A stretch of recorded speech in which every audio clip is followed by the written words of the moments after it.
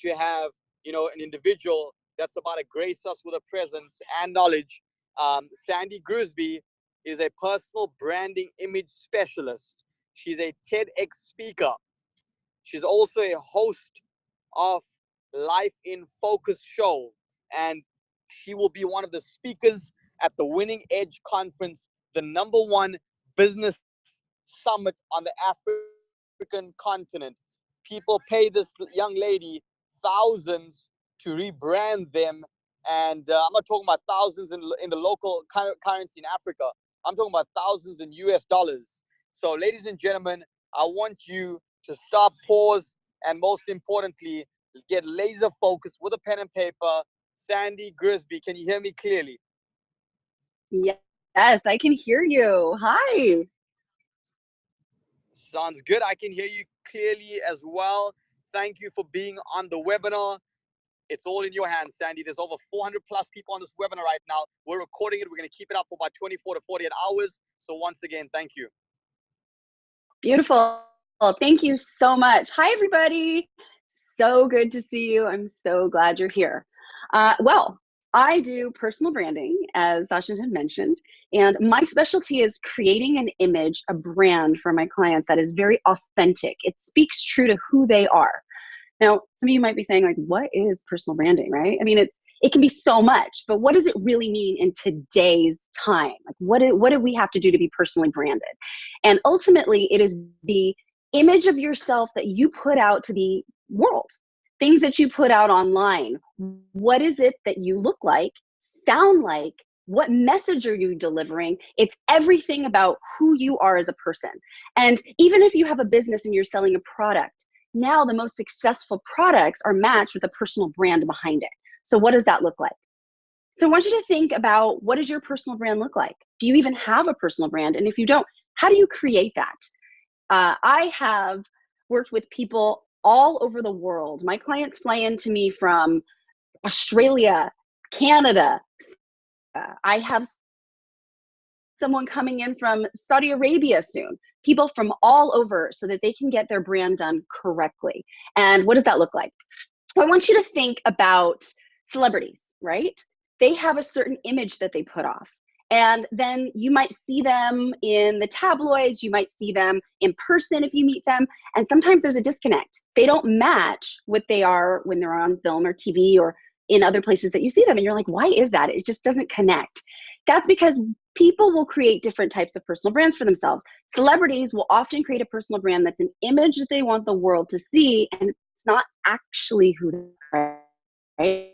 And then you'll see influencers, and they're putting it all out there. They're talking about how often they go to the bathroom and what they eat for dinner and where they sleep and all of the things they've done and their life experiences. And they're putting out a more authentic personal brand. So for you, it's really important to think about, what is the brand that you want to create, a persona, or do you want to have a very authentic one that's out there? Now, I specialize in working with authentic brands for my clients. And it could be so many different things, and it just depends on what industry you're in. It's different for everybody. But for a lot of my clients, I work with a lot of coaches, a lot of executives, CEOs, people in corporate America. I work with celebrities as well who want to market themselves as something other than actors, right? And it's really, who are you? Because you don't want to tell a false story, because then you get caught up in things that aren't authentic, right? So who are you? What does that look like? For me, my personal brand is, I am very bubbly, right? I'm fun. You come and have a conversation with me, and I'm going to ask you about you and get into it, and I'm going to have animated stories. I use my hands a lot. I have a lot of expressions. That's really important in my branding. So if you look up any of my videos on YouTube, if you look at my Instagram, if you look at my website, you're going to see pictures of me where I'm making faces and I'm excited and I'm bubbly. I'm telling stories and I'm using the emotion that's part of my brand. What you'll also see is consistency, right? Personal branding is really important to have consistency. So if you go to my website and you look at it, it's sandyinfocus.com. And then you go to my Instagram, which is @sandyinfocus. And you go to my YouTube channel, which you can look up Sandy Grigsby, you'll find it on there. You will see that it matches across all platforms. even on Facebook, anywhere that you see me online, I'm consistent. And it's really important for your brand to be consistent and to be true to who you are. So again, think about who you are. Everybody's different. Some people are going to come across as more conservative, right? Other people are going to be coming across as more fun. Some people are going to come across as more reserved and serious. So you just have to figure out who that is for you and what message you want to deliver. The best way for me to explain it, I work with a lot of attorneys, right? And when you think of an attorney, a lot of times when we see their picture, their arms are crossed, they look tough, right? And you might not want to hire that person because you want an attorney that's going to understand your situation, connect with you, and really get you. You want them to empathize with you. But at the same time, you want that attorney to be able to fight for you and win, right? But if you're looking at their online image and they come across in all their messaging and all their social media as this tough person, and that's not someone that you would resonate with, would you hire them? The answer is probably no. So I tell my attorneys, who are you? And I have them decide, are they more compassionate? Are they more understanding? And they always say they want to win, right? They're going to win. I'm the right person. I'm going to win. So how do we deliver that in a message online that speaks true to them, but still attracts their target audience? And often enough, when they decide who that is, like I had an attorney recently tell me, I am compassionate. I'm really understanding. I can sit down, have a coffee with my client, joke around with them, completely get them. And I want them to know that I'm going to fight for them really hard. So this image isn't going to work very well for them. Something a little bit warmer where the camera angle is at eye level and they're looking into the camera and they get it and have compassion, but still are serious, like, I've got you. That is the right look for them. So think about who you are. What is the message that you want to deliver? Now, that goes on much more than just knowing who you are. We have to also know who is the audience that you want to attract. So if you're building your business or you're coaching and you need to attract clients, maybe you are starting an online business or even in-person business, who is the audience that you want to focus on? Who do you want to bring to you? And that also helps you really understand who you are, right? So if your audience is, for example, my target audience, it's easy for me to tell it, me. My target audience are generally people, specifically women, between 47 and 53. Like that's who I focus on in my business. I really do all of my advertising, my marketing, everything for those women. Women who are just leaving either a corporate job and going into their own thing as coaches or consultants, or women who have children that just went off to university. So they're kind of empty nesters, right? And they have to start a different lifestyle of having no kids. So usually they go into some sort of coaching or mentoring of others. That's my target audience. So in my messaging, I'm very clear about that. And I reach out to those people. But because I'm so targeted and I'm so specific about the client that I want, I get everybody, right? So we think that we have to target everybody to get clients. And that's not the way to go. Even if it's for your social media, that's not the way to go. You don't want to target everybody. You want to target that perfect person for you. So the best thing to do is take notes of what does that person look like? Make an avatar. What is that perfect person that you would want to interact with, do business with, have follow you, whatever it is you're trying to do? What does that person look like? And write it down. And get super, super targeted. Write down their eye color, their hair color, their ethnicity, their background, the activities they like to do, how many kids they have, the kind of coffee shops they would frequent, the car that they drive. Write it down and be so specific. Because when you know what that person is in your mind, then your message to that person is going to be very authentic. And don't worry about having to get everyone to like you, because the truth is there are people that are not going to like you. Let's just put it plain and simple. It is what it is. There are people who don't like me. There are people that I love that other people don't like. And I'm like, why do you not like this person? This person's amazing. So don't obsess and focus in on wanting everyone to like you, everyone to be your client, everyone to follow you. Just hone in on who that perfect person is. And when you know it, speak that person from your heart. right? Because for me, again, I am a little bit bubbly. I have these motions that I do. My eyes get really big and I tell jokes. And, you know, my boyfriend thinks my jokes aren't that fabulous, but really, they're really, really good. I'm very punny. Let's be real here. And so that's just who I am. But I attract people who think that's funny and they like that. And they follow me because I'm authentically who I am. I don't have to hide who I am. So whoever you are, if you like to play golf, right? Golf. I'm not a golfer. That's not me. Okay. But if you like to play golf and that's your thing, or chess, maybe you're a super chess nerd, right? Like, you know, chess like a back of your hand. You can just win at every chess game, right?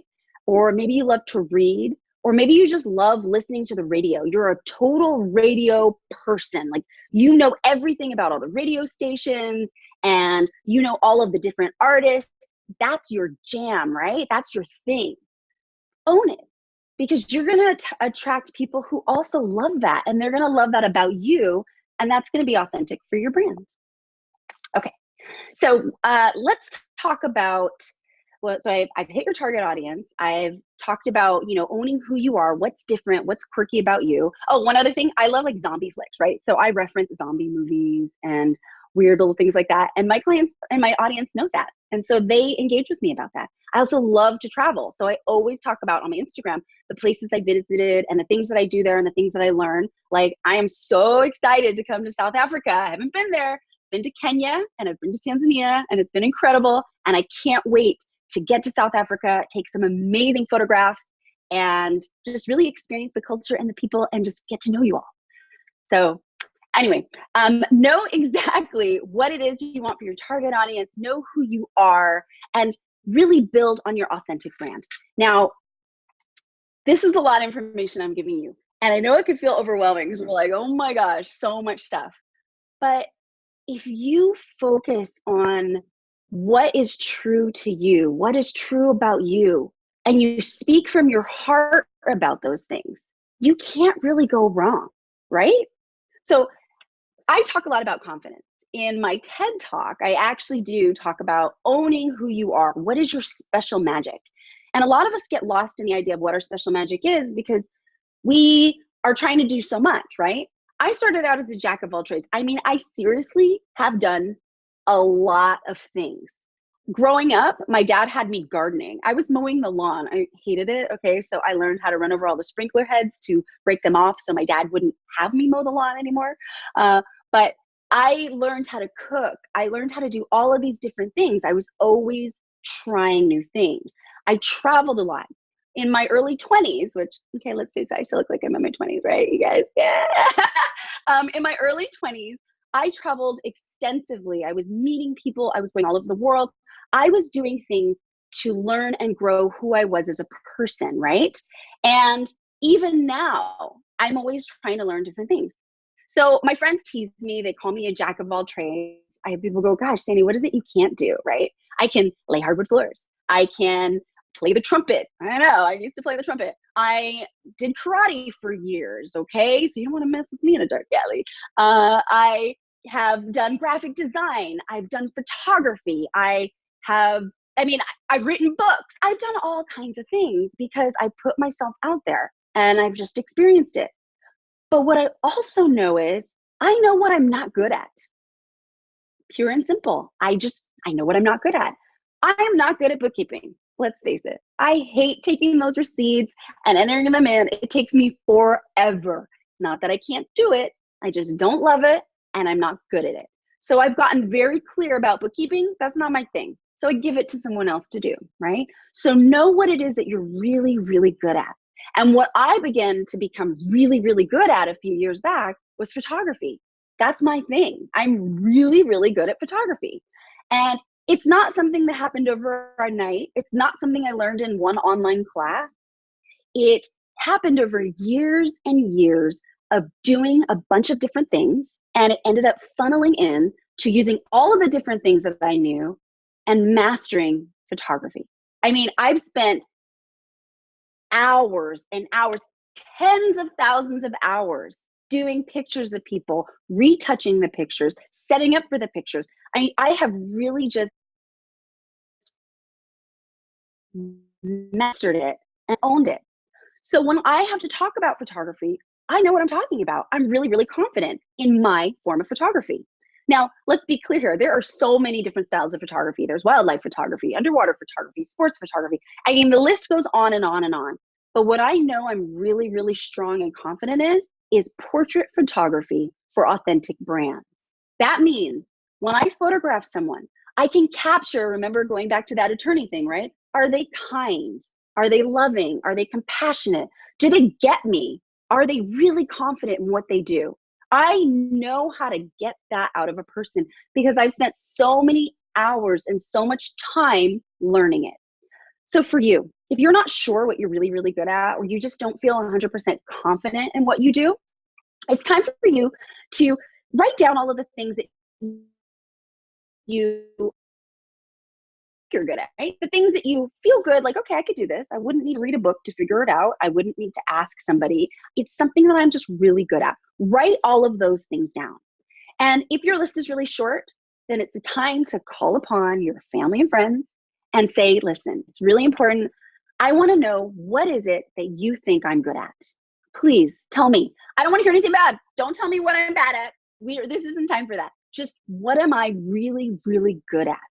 And take notes, because you might be surprised that the people telling you what they think you're good at isn't something you've ever even considered, right? Like, I've had people tell me I am super personable and I help them see things that they never saw, right? And I'm like, oh, I didn't even think I did that. I just talk, right? I talk from my heart. I will hone in on someone and tell them something that I see for them, but I don't think of it like that, right? So for them, they get big aha moments. So maybe for you, you offer something very similar that you're not overlooking because it's just so normal for you, right? Maybe you're second guessing it or doubting it or don't even consider it. So whatever your family and friends tell you that you're really good at, it's time to believe them because it's probably true. Sometimes we overlook it. Now, make a list, write down all the things you're good at, and just really own it. Own what you're good at. That's really important because you need to be able, when someone comes up to you and asks you, like, what is it that you do? And you get quiet and you're like, who's been there? I'm sure you have been there where you're like, I don't really know. So it's really important to write it down and own it and read it. Read it every day. If you're still not feeling confident, right? Because you got to put yourself out there. You're doubting yourself. You're like, gosh, Sandy gave me a lot of homework about figuring out who I am and what is my message and who is my target audience. That seems like a lot of work, right? Then the best advice I can give you right now is every day, get a journal and every day take notes of what your wins are for the day. Now, what does that mean? What are my wins? Your wins can be anything that you've done that makes you feel good or makes you feel accomplished or happy in that moment, right? Your wins don't have to be huge. This doesn't mean you just closed a big sale or you just, met the most incredible contact who's going to introduce you to somebody. It's going to be like the most amazing day, right? Your wins could be very, very small. Your wins could be something as simple as you made someone laugh today, right? How often do we think about the impact we have on others? Making someone feel good, making someone feel loved, making someone laugh, right? Maybe you walk down the street and a little old lady had spilled her groceries and you helped her pick it up. That's a win. Write those things down. Celebrate your wins. We forget all of the little tiny things. The wins can be wins that you've done in your home with your family. They can be wins that you've done out in public with strangers. Maybe your win is just making someone smile on the street walking by and you smile at them and they smile back. Oh, because how often does that feel good when you're walking down the street, having a tough day, and you look up, someone smiles at you and you go and you smile back. It just feels so good. So celebrate your wins. That's so important because when you look back in your journal, now you've been tracking your wins, it's been weeks and weeks and weeks, and you go back to day one and you look at how beautiful one of your wins were and it was something very simple. That just feels so powerful And that helps you be a better, more authentic branded person, especially online and in your business. All right. How do we create a consistent look? I know I had touched in on that a little bit. For most of my clients, when they come to me, we do their branding. I help them reassess what their wardrobe looks like. What are they putting out in public in terms of the way that they present themselves, in terms of like their hairstyles, their makeup. Yes, guys wear makeup too, guys. It's okay. Fashion, all of that, it all goes in, but making it consistent. I had mentioned when you look at my website, how I show up on my website is how I will look when you meet me in person, right? So how do you create that feels really good for you? I've had a lot of people come to me and they feel like in corporate America and in the corporate world, they have to dress up in a suit, but that's not them normally, right? Especially if they're doing business, be who you are. And nowadays, a lot of people are wearing more relaxed looks, jeans, t-shirts, more casual. A lot of women will wear like their yoga workout clothes, right? So how can you create a look for you that matches who you are, but still feels professional and authentic? So this is the part where I help my clients. So for example, corporate world, right? The corporate world. It depends on the industry you're in. If you're in a space as like an attorney or a doctor or a medical profession, it's really important to look a little bit more professional. So you can wear the jackets and the blazers and things like that. But if you're coaching, you're consulting, you're selling a product, you're launching yourself as a personality online, then it's more important to be more authentic to who you are. So for me, I don't like wearing suits. It's very, very rare that you're going to see me in a suit. I lived that long time ago. I used to travel doing trade shows and I used to wear a business suit. I was a spokesmodel. I used to work in corporate America. Boring. That is not my jam. I don't wear it. You will not catch me in a suit. It's very, very, very, very rare. Okay. So for me, I love wearing things that are flowy. So I wear flowy dresses. I wear things like this has flowy sleeves and just, I wear flowy things, loose things that feel good on me. I try to keep it looking more high end. That doesn't mean I'm spending tens of thousands of dollars on my wardrobe. I shop on a budget. I like to be conservative with my spending, but I tend to wear things that feel good to me. The fabrics feel good. I feel beautiful in them and I love it and I own it, right? So for you, what does that look like? If you go sporty and you want to show up in your branding as sporty, do it. Try to make it look a little bit more high end. You don't want dirty tennis shoes and torn up jeans unless that's the look. You spend a lot of money on those torn up jeans, but you want to make sure that whatever it is, it's consistent and it feels good. You feel good in what you're wearing. One of the best advice I've ever gotten in terms of performing on stage, and this one's a big one. So if you have to be on camera for anything, which means social media on camera, you're going to be doing a podcast interview, any sort of interview, you're going to be on a stage, you're going to be talking in front of a group. It could be an office team. It's really important to wear things that you not only feel good in, but you feel like there won't be any weird accident. You know what I'm saying? Like if you were in a situation and you could have a cup of coffee, but you're wearing a white shirt and you're going to spill that coffee all down your white shirt, it looks really bad. Don't wear the white shirt, right?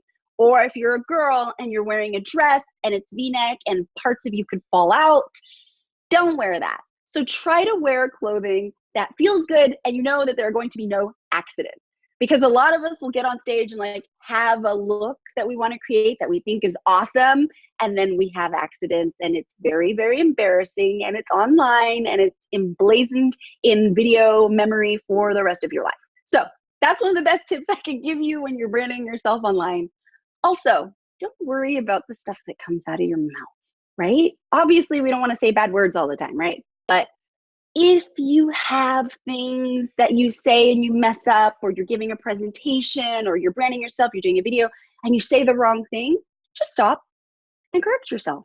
Oh, you know what? That's not what I meant to say. What I meant to say is this, right? Because I have said stuff. I actually was doing a YouTube video, and I think I was filming live. No, I wasn't filming live. I was filming for the video. And one of the things was I was sending emails to people that I was going to have be on my podcast. And I had a new feature in my email, my calendar system that could allow me to pre-fill some stuff for people that I was going to ask to be on my podcast. I hadn't tested it yet. And I hit the button that I thought was, yes, let me test this. And I accidentally made it send. So I sent a pre-booked appointment for a very high profile person who's hugely famous, and it was very embarrassing. So I sent them a confirmation saying, you're going to be on my podcast. And I never asked them if they were going to be on my podcast. So it sent them like a calendar booking, this date, this time. It was mortifying. Okay. I filmed that, and it's actually on my YouTube channel. You can see it, but it was so embarrassing. I turned all red. I was like, oh my gosh, I can't believe. And I had to correct it. So I just sent an apology email. And the funny part is, before I could even send the apology email, they sent me an email saying, sorry, I will not be doing your podcast, reject. So I got a huge blaring rejection. It was so bad, but I learned from it and I corrected it. So right away I sent an email, I'm so sorry, that was an accident. It should never have happened. Please just disregard it. I would love to still have you on my show. And it worked out in the long run. So if you say something blubbery online, or, you know, you do have one of those wardrobe malfunctions that I tried to help you not ever have, don't feel bad about it. Just make a correction. You know what? That's not what I meant to say, or whoops, what's going on here? And move on, because it's just the best thing for your confidence. When we dwell on things that are going wrong, or we dwell on the message that we didn't mean to say, it just makes it worse. And then we harbor that. And then we bring that out into who we are in public, and we have fears and we have doubts and we become reserved and we don't deliver our message to our target audience. And our message is so important. All of us have something so beautiful and powerful to say. So it's really important for you not to be afraid to say it, right? I mean, if you're going to be really controversial and offend people, that's one thing. But if you're just trying to speak your truth and deliver an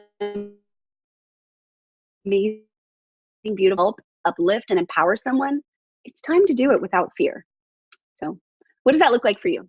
Think about what your message is. What do you want to tell people? What do you want to communicate in your brand? Are you someone who's out to help other people? Are you someone who has a product that you know that product can change lives, right? We get so caught up in worrying of what other people think about us that it stops us from selling something that other people could really use that could change lives, right? Let's talk about a product that you might have to sell. Like for me, I have my photography, right? I know when I work with someone one-on-one, I can change their life. The way that they see themselves, the way that they own who they are in public, I can change that. So when I sell them my photo session, I don't think, oh gosh, can they afford this? Is this something that they're going to want? What if they lectures? What if they don't like this or that? I put that out of my mind. Don't get me wrong. Those things can come into my mind. It's a constant battle to get over the things that you're fearing, right? But put them out of your mind and remember why you're doing what you're doing in the first place. So for me, I think I can change someone's life. I can have them see how powerful and confident and strong they are, and they can serve the world better knowing that, right? So I go in with that confidence. Let me tell you a story. There is a woman that I worked with. She is a wonderful, wonderful woman from Los Angeles. She came to me from a nonprofit organization. She's a single mom with 2 boys, and her oldest child had cerebral palsy. For her, she was 47 years old, and she felt like she was competing against everyone who knew all of the online social media profiles. And she didn't know them. She was barely online. She was like, I can't compete. I don't know what I'm going to do. And she was afraid to get a job. She was afraid to put herself out there because she didn't feel like she could compete with the younger audience. So I had her explain to me what it was like when she first had her son who had cerebral palsy, and what were the challenges she had to face. How did she figure out how to raise a child with a disability? And for her, she thought long and hard, and she said, you know, I just had to figure it out. No one told me what to do. I said, would you say you're an amazing mother? And she said, I am an amazing mother. And I said, if you had to teach a new mother how to raise a child with a disability, could you do that confidently? Like, would you be like, I know this is what you have to do. This is how you're going to handle it. This is going to be easy for you because I've got it all laid out for you exactly what you have to do. She said, absolutely. Right? So I had her close her eyes and think of that moment of her being the most amazing mother who could teach other mothers how to deal with a child with a disability. And when she opened her eyes, the confidence and power that she had, because she owned that thing that she knew she was so good at, it just shone through, right? At that point, she realized going after a job is easy because she could figure out one of the hardest things in life, dealing with a child with a disability. If she could figure that out, social media is nothing. So I want you to think, what is it in your life? What is a challenge or something that you've had to overcome that you know now you could teach to someone else? It would be so easy for you to teach it because you mastered it. You had to go through the hard stuff. You did it. Own that. Remember what that feels like in your heart. And when you need to share what you have, sell your product, sell yourself online, call that up here, and really bring that forward, because that is who you are in your heart, in your soul, and that's what you need to share with the world. All right. Well, I think I've gone on for enough here. What time? I am up. 30 minutes. Boom. That's my time. Thank you so much. I look so forward to seeing you in Johannesburg. Where else? You guys know. And I will see you soon in Africa.